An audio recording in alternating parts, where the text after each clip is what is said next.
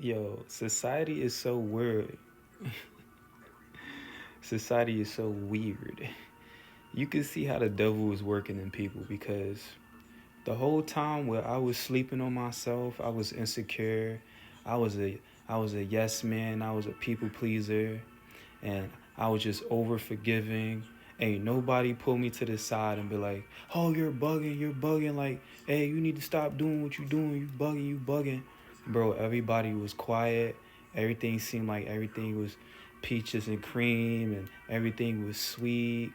And when I'm constantly just eating junk and just doing anything, I'm just just wasting my life force and everything. Everybody was happy, bro, because I was a energy source. I was a supply for their own ego.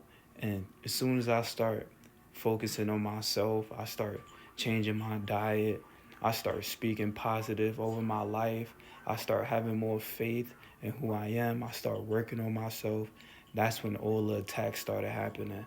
That's when people started treating me weird. That's when people started being more mean to me, and people started outcasting me more, and just saying hurtful things behind my back, and saying all these crazy shit about me. And all I was doing was becoming more of my light self. Just with boundaries, I had more respect for myself. I wasn't letting people play on my top and shit like that. And now I'm the villain. Now I'm the one that's bugging. Now I'm the one that's doing too much. Now I'm the one that's stupid and all the crazy shit under the sun that they could come up with. And that just only proves how the devil be working through people, because I was in a low ass frequency.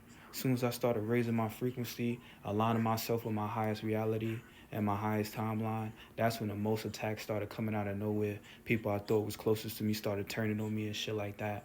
And not because I thought it was really personal. No, because it's actually a spiritual war. And people are consciously is being used by the enemy. And they don't even know it, because they being ruled by their impulse.